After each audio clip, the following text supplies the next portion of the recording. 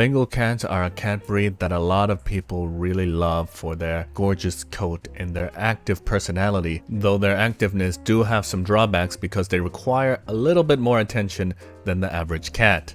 Now, this doesn't mean that they can't enjoy being in a smaller sized living area. It's by no means easy, but depending on how small your space is, it may require some knowledge and some preparation.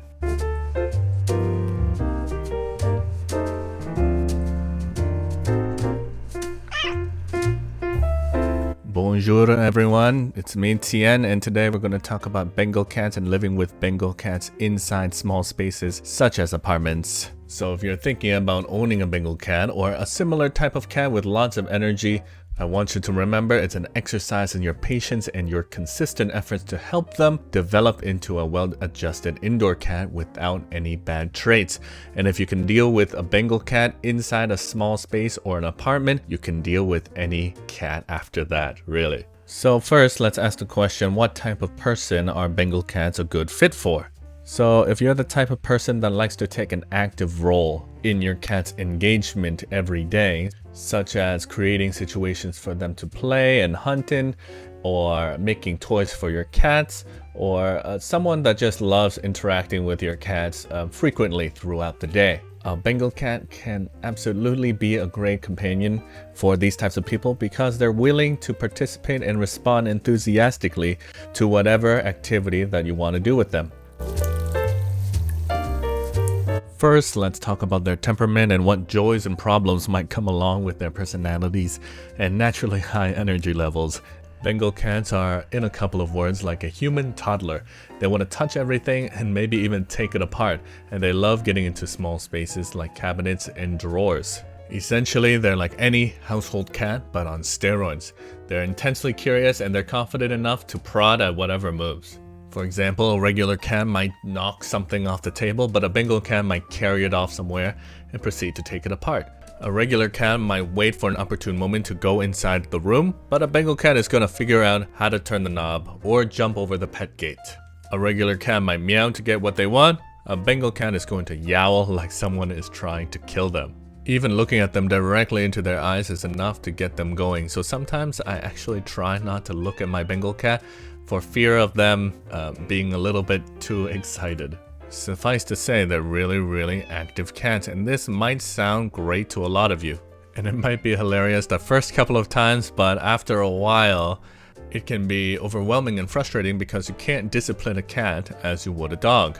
And it's actually a very common problem where people would adopt, buy Bengal cats, and they would end up being abandoned because the owners don't understand the needs and haven't done the preparations when it comes to owning a Bengal cat. So they're misunderstood a lot for being aggressive when they're just like any other cat. They just want to hunt and play. Anytime that you feel a Bengal cat is misbehaving, it's just a case of boredom. If the environment isn't stimulating enough, they're going to walk around and try to find something to do that stimulates them. And sometimes the things they find are the things that we don't want to be played with. So Bengal cats are a cat that requires proper interactive play, and they need more environmental stimulation, more than your average cat. And this can be done through having the right toys and through having a nicely catified apartment or home. And if you need some ideas on how to catify on a budget, I made a video about it right here. And this not only goes for Bengal cats, but for any active cat. There are ways to expend their energy and to teach them what's wrong and right without directly disciplining them. And I've linked to a full article on how to do that in the description, along with Bengal cat personalities and how to live with them better inside apartments.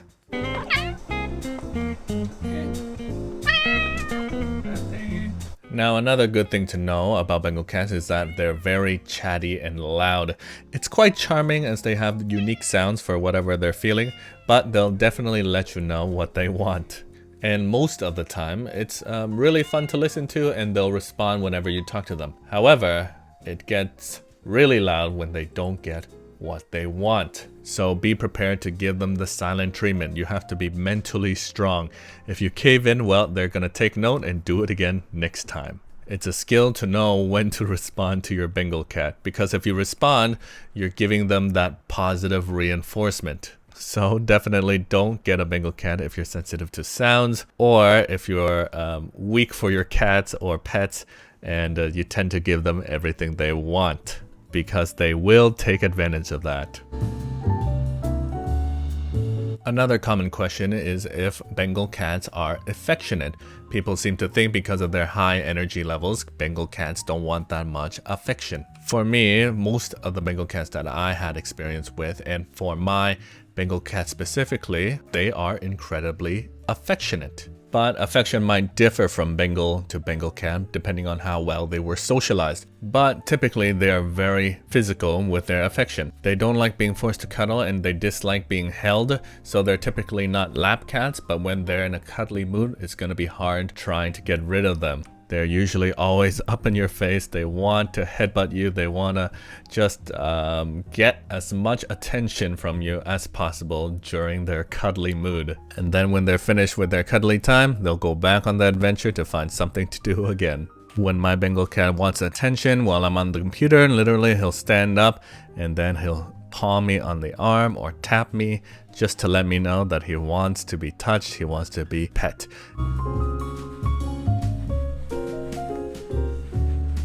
So let's get back on the topic of aggression, because it is a topic that many people are worried about when it comes to Bengal cats.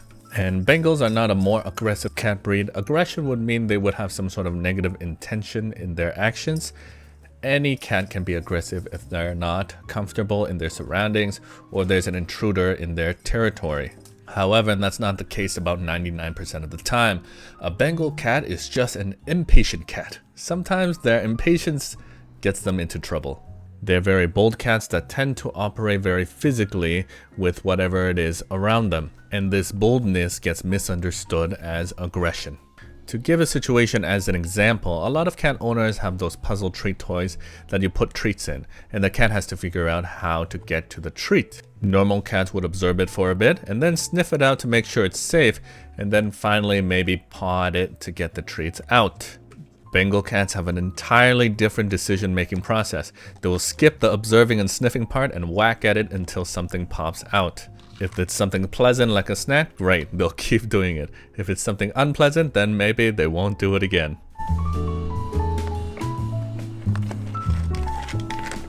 So now that we know all these things about a Bengal cat, how do we keep them happy and safe inside a small space such as an apartment?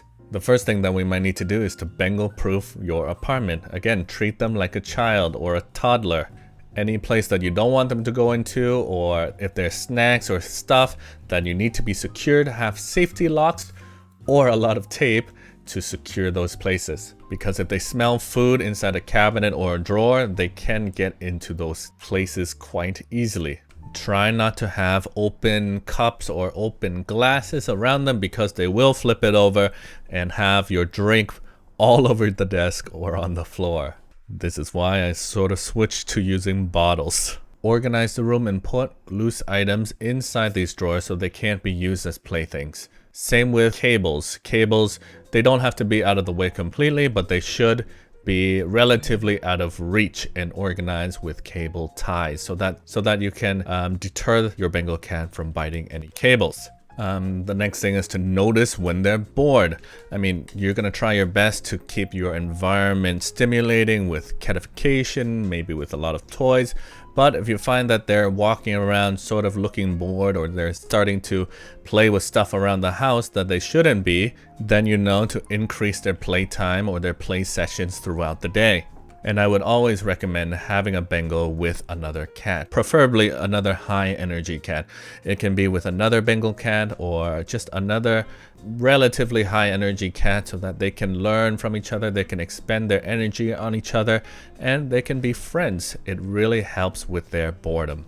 Bengal cats, if you've seen my channel before, then you might have seen all the Bengal cat fetch videos, because they're really the kings of fetch, and it's a great activity for both cats and their owners for expending their energy, and really great for their hunting instincts as well. And it's a very low effort sort of activity for our busy butlers out there.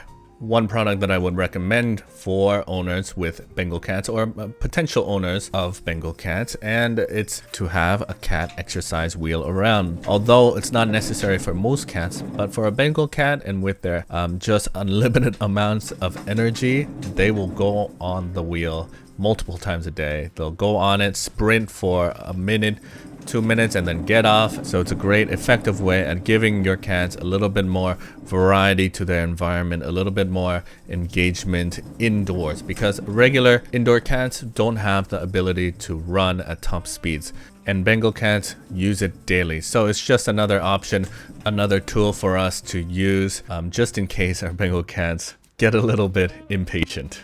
And that's it. I hope this has been helpful for you to prepare for your new Bengal cat, or to help you manage your Bengal cat right now. On my website, there is more resources to help you with this, more information about how to deal with your Bengal cat or any overly active cat for that matter. And so please subscribe, like, and I'll see you in the next video.